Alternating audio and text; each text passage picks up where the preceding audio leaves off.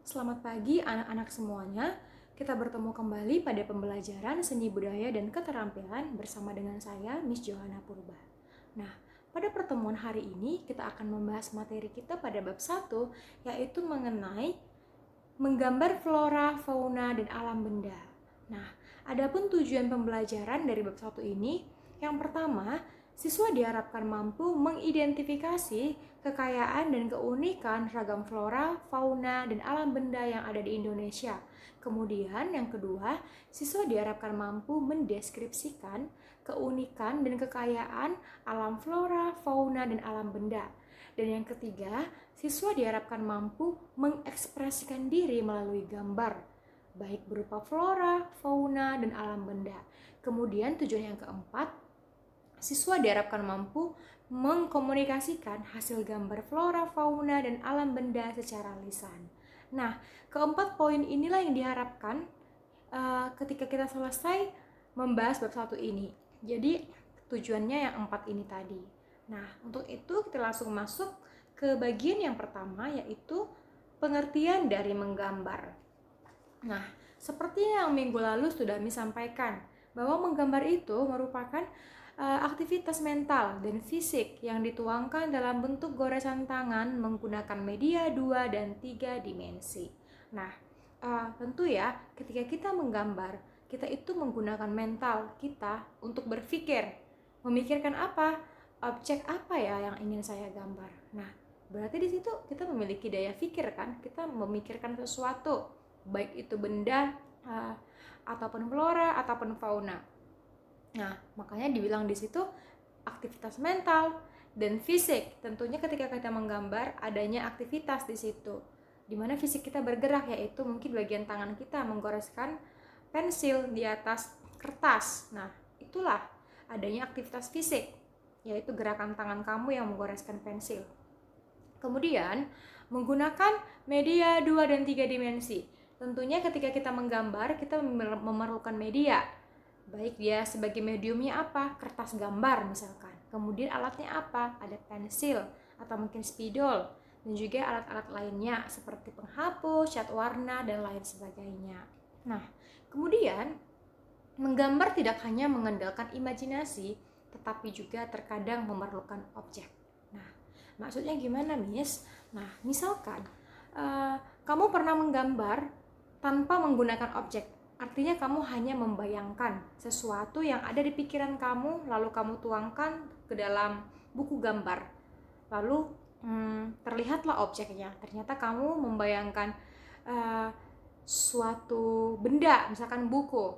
Nah, tetapi kamu menggambarkannya berdasarkan pemikiran kamu. Mungkin di dalam pemikiranmu bukunya itu persegi, kemudian tingginya kira-kira 3 cm, atau mungkin di bagian depannya itu ada motif bunga atau ragam hias. Nah, itu yang kamu pikirkan, yang kamu hayalkan. Nah, namun ketika kamu menggambar menggunakan objek, berarti ada sesuatu yang kamu lihat. Tidak kamu pikirkan, tidak kamu bayangkan, tetapi langsung kamu lihat wujudnya. Contohnya, ketika kamu ingin menggambar buku, kamu boleh langsung meletakkan buku ini di atas mejamu, lalu kamu tiru. Nah, boleh juga kamu melihatnya dari internet atau mungkin dari buku pelajaran. Itu dia kalau dia memerlukan objek. Ada benda yang kamu lihat, yang kamu tiru untuk kamu jadikan gambar. Nah, sampai di sini bisa paham ya definisi dari menggambar. Next. Objek dalam menggambar itu, apa saja sih yang bisa kamu jadikan objek dalam menggambar? Ada 3. Yang pertama, objek flora. Yang kedua, fauna. Dan yang ketiga, alam benda. Nah, tentunya ketiga objek ini bukan hal yang baru ya, dan Miss yakin kamu pasti sudah sangat kenal. Apa kira-kira contohnya? Nah, kalau dia flora, berarti dia itu sejenis tumbuh-tumbuhan, yaitu semua tumbuhan yang ada di muka bumi ini. Baik dia itu berupa bunga, pohon-pohon, rumput. Nah, yang penting dia itu kategori tumbuh-tumbuhan ya. Nah, kemudian kalau dia objeknya fauna, berarti dia segala jenis hewan yang ada di muka bumi ini. Terserah hewan apa yang ingin kamu gambar. Yang penting dia itu kategori hewan. Dan yang ketiga, alam benda. Baik itu benda mati maupun benda hidup misalkan. Jadi kamu mau menggambar meja, mau menggambar sepatu, atau menggambar tas, lemari, boleh, sesuai dengan keinginan kamu. Itu yang dikategorikan ke dalam alam benda. Nah, mungkin sampai di sini paham ya penjelasan dari objek menggambar ini. Sebagai contoh ada Miss berikan gambar. Nah, kalau dia alam fauna, Miss berikan contoh ada harimau di situ. Nah, ini tidak harus ini yang kamu gambar gitu. Wah, aku nggak bisa Miss gambar harimau. Nah, kamu boleh gambar yang kamu bisa. Misalkan mau gambar kupu-kupu atau mau gambar kucing. Ini sebagai contoh ya. Nah, kemudian ada bunga mawar. Ini adalah kategori flora. Jika kamu ingin menggambar pohon beringin atau pohon kelapa, boleh saja. Yang penting dia itu masih kategori flora. Kemudian ada alam benda, Miss berikan contoh yaitu bola. Ini dia contoh sederhana dari ketiga objek. Jadi kamu sekarang sudah bisa membayangkan apa ya yang kira-kira aku bisa gambar. Tidak usah terlalu susah-susah, yang penting dia itu termasuk ke dalam kategori ketiga objek tadi, yaitu flora, fauna, dan alam benda. Selanjutnya kita membahas mengenai komposisi. Wah, Miss, ternyata Miss dalam menggambar juga memerlukan komposisi. Padahal biasanya saya menemui komposisi itu di balik bungkus cemilan atau makanan saya, jajanan saya, citato, atau lagi makan roti atau apa, di baliknya itu bungkus paling belakangnya ada komposisinya, Miss, di mana komposisi di situ dituliskan bahan-bahan yang terkandung di dalam makanan tersebut gitu. Nah, di dalam menggambar juga ada yang namanya komposisi, di mana ini sangat penting. Penguasaan komposisi dalam menggambar sangat mempengaruhi gambaran yang kamu buat, sangat mempengaruhi hasilnya. Karena dia juga berbicara mengenai unsur di situ, berbicara juga mengenai bahan, gitu. Makanan enak itu karena komposisinya itu benar-benar dari bahan-bahan yang enak misalkan, dan bahan-bahan yang sehat. Begitu juga dalam menggambar. Ketika komposisi kamu itu benar-benar sesuai, maka objek kamu akan baik hasilnya. Komposisi dalam menggambar dapat dibedakan dalam dua jenis, yaitu simetris dan asimetris. Sorry ya, di sini salah ketik. Itu simetris dan asimetris. Kalau dia komposisi simetris, menunjukkan bahwa objek di bagian kanan bidang gambar sama dan mirip dengan objek di bagian kiri. Artinya kalau dia simetris, sisi kiri dan kanannya itu sama. Bisa langsung kita lihat contoh komposisi simetris. Itu ada contoh seperti kendi ya. Jadi perhatikan baik-baik. Di sisi kanan dan kirinya itu sama-sama melengkung. Tidak ada perbedaan kan? Mungkin dari segi ukuran boleh, tetapi sisinya itu sama-sama melengkung. Tidak ada seperti yang berbeda di situ. Itu yang dimaksud dengan komposisi simetris. Nah, kemudian kalau dia komposisi asimetris berarti sebaliknya. Antara sisi kanan dan kiri itu berbeda. Bisa langsung kita lihat contohnya di bagian komposisi asimetris. Nah, di mana gelas itu kiri dan kanannya beda karena kirinya rata, sementara kanannya itu ada tangkainya, ada pegangannya. Berbeda kan? Nah, itu yang dimaksud dengan komposisi asimetris. Jadi, sekarang kamu juga sudah bisa mengamati benda-benda yang ada di sekitarmu, yang ada di rumahmu. Mana yang dia komposisi asimetris dan mana yang simetris. Nah, setelah itu kita lanjutkan ke dalam teknik menggambar. Teknik menggambar adalah sesuatu yang sangat penting, di mana teknik disinilah kamu perlu belajar bagaimana untuk mengawalinya, supaya aku bisa menggambar kupu-kupu yang indah, menggambar bunga mawar yang mekar misalkan. Di dalam teknik inilah kita bahas apa saja sih tahapannya, langkah-langkah yang harus kita lakukan untuk menciptakan suatu objek gambar yang bagus dan menarik. Yang pertama, mengetahui bentuk dasar dari objek yang akan digambar. Nah, kita harus kenal betul, kita harus tahu betul benda apa yang akan kita gambar. Misalkan objeknya tadi bola, tentunya kita sudah sangat tahu bahwa bola itu bulat. Nah, itu dia mengetahui bentuk dasar. Itu bentuk dasarnya ya, bola itu bulat. Jarang ya, tidak pernah bola itu persegi. Jadi yang pertama, bola bulat, berarti kamu sudah mendapatkan bentuk dasarnya. Kemudian mengetahui bagian-bagian dari objek gambar. Nah, mungkin kalau bola bagiannya tidak terlalu banyak ya. Coba kita beralih pada bunga misalkan. Bentuk dasarnya mungkin sama ya, lingkaran. Di bagian tengah itu lingkaran bulat, kemudian bagiannya apa aja ya? Kalau bunga ada mungkin kelopak bunga, ya kan? Ada putiknya di tengah. Jadi kamu harus kenal bagian-bagiannya apa aja ya dari bunga gitu. Mungkin sampai ke tangkainya dan daun-daunnya. Nah, selanjutnya menyusun dan menyambung bagian per bagian menjadi gambar yang utuh. Nah, seperti tadi kamu membuat kerangkanya dulu, nak. Kamu pisah-pisah dulu dari yang awal tadi lingkaran, kelopak. Setelah kamu membuat rancangannya, maka kamu gabung-gabungkan hingga nampaklah wujud nyatanya, wujud aslinya. Gitu ya. Kemudian, memberikan dimensi gelap terang, baik hitam putih atau berwarna. Maksudnya di sini dimensi gelap terang, setelah kamu buat dia dalam bentuk goresan pensil, bentuk bunga tadi, maka kamu boleh memperjelasnya dengan menambahkan kesan gelap terang. Kalau dia kamu buat dalam bentuk gelap terang, otomatis ada penekanan pensil di situ, di mana ada sesuatu yang kamu gelapkan, yang kamu tebalkan di bagian atau di area objek kamu menggunakan pensil. Itu dia kalau gelap terang. Kalau kamu mau yang berwarna, otomatis kamu menggunakan pewarna. Boleh dia dalam bentuk krayon, cat kayu, cat air, dan sebagainya. Nah, kemudian yang kelima, memberi kesan untuk latar belakang. Ini yang berhubungan dengan background ya, nak. Jadi misalkan bunga itu kamu buat satu saja, satu. Kemudian apa ya yang saya buat yang menjadi latarnya supaya lebih menarik gitu. Di balik bunga itu misalkan dasarnya apa, warna dasarnya. Mungkin kamu membuat warna bunganya merah, bisa saja kamu membuat latar belakangnya mungkin warna kuning gitu. Jadi ada backgroundnya sehingga memberikan kesan yang menarik dari hasil gambar kamu. Sampai di sini mengerti ya, nak, mengenai teknik menggambar.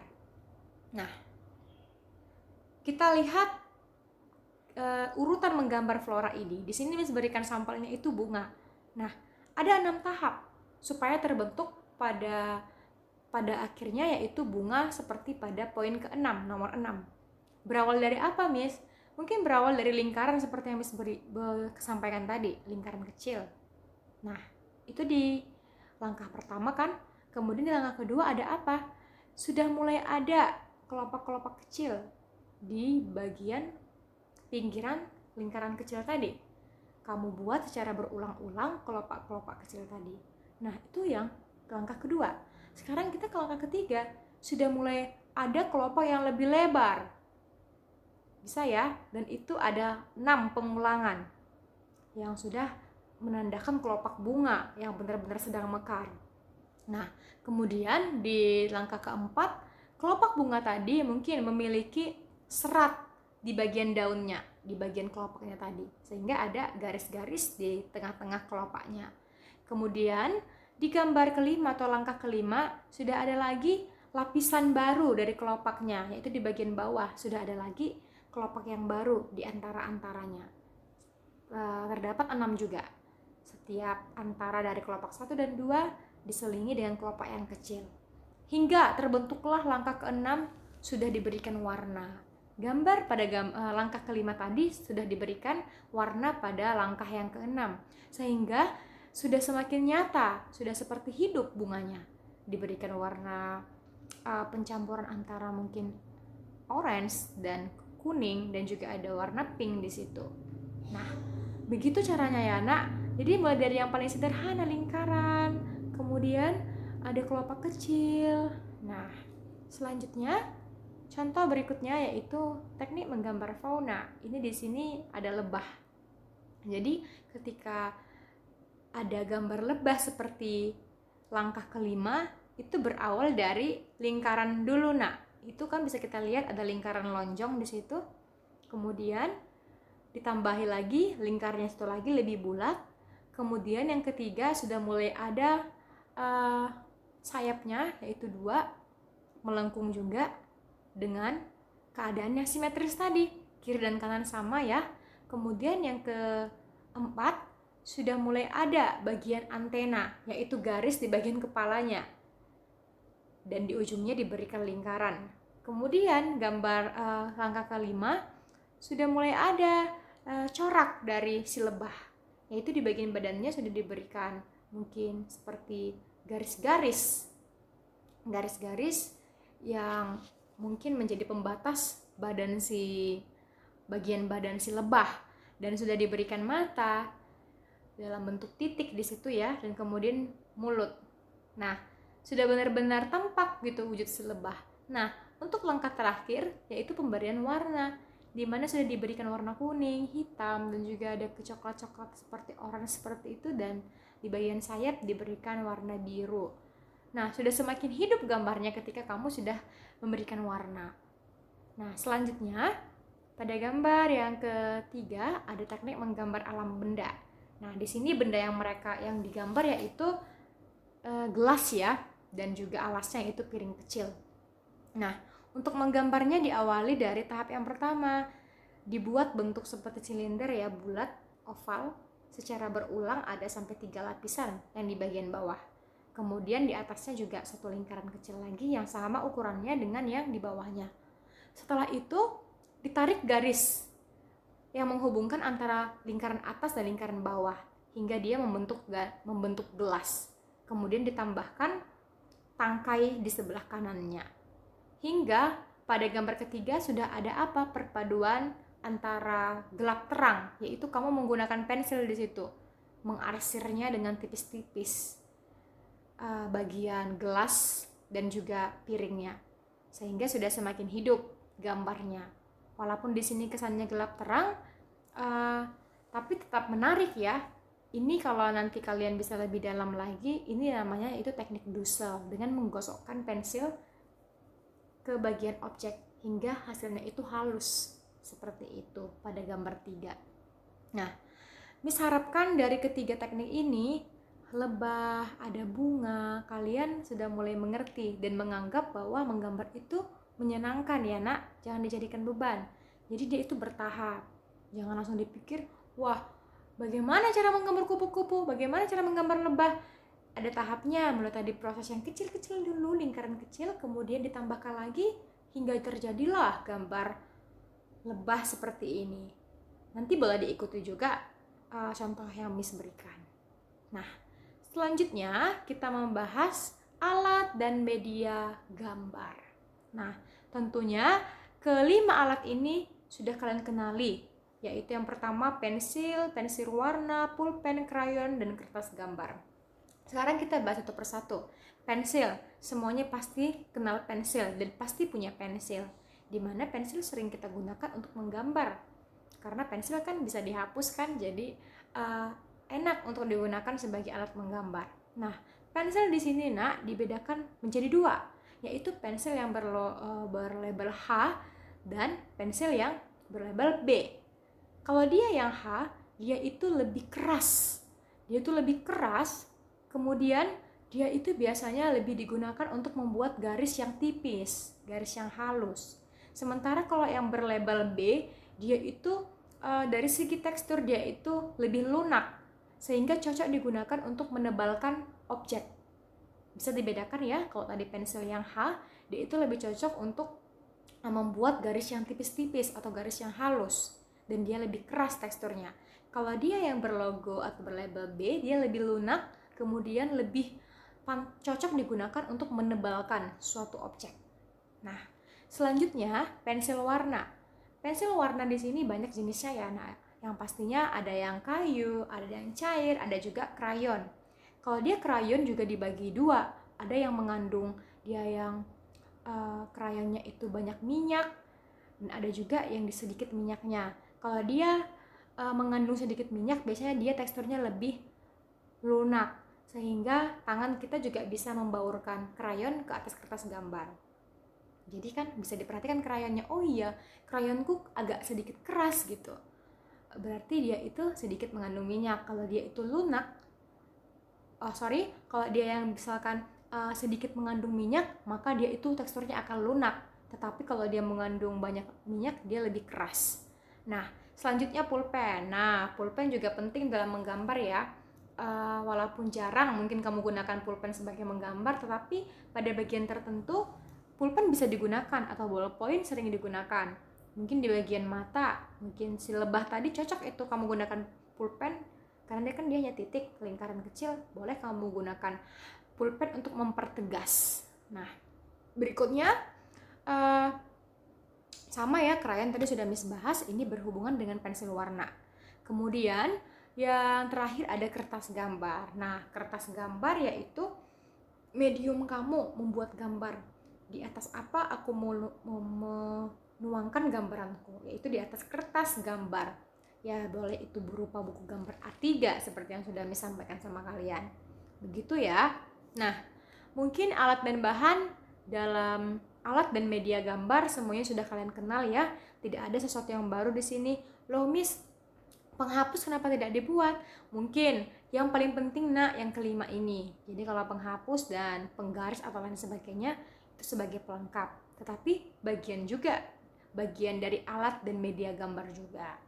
Nah, sampai di sini mungkin penjelasan Miss tentang materi kita pada bab 1. Dan Miss harap ini materinya tidak sulit karena masih bisa dipahami, mulai tadi definisi menggambar, kemudian objeknya apa saja, termasuk ke contoh-contoh objeknya, kemudian komposisi, bagaimana yang simetris dan bagaimana yang asimetris, kemudian sampai ke teknik, di mana ada langkah-langkah, apa yang harus kamu lakukan dulu, apa yang harus kamu tahu dulu ketika kamu ingin membuat gambar, sampai pada langkah-langkah menggambarnya, proses menggambarnya. Nah, tidak banyak yang ingin disampaikan lagi, mungkin hanya sebatas itu ya materi ataupun teori kita pada bab 1 ini. Miss mengharapkan kalian semua bisa menyimak, bisa mengerti dari video yang Miss berikan ini. Jadi nanti bisa sambil baca buku atau melihat catatannya sambil menonton video penjelasan dari Miss. Nah, sampai di sini penjelasan saya pada materi bab 1. Sampai jumpa kembali pada materi berikutnya. Selamat pagi.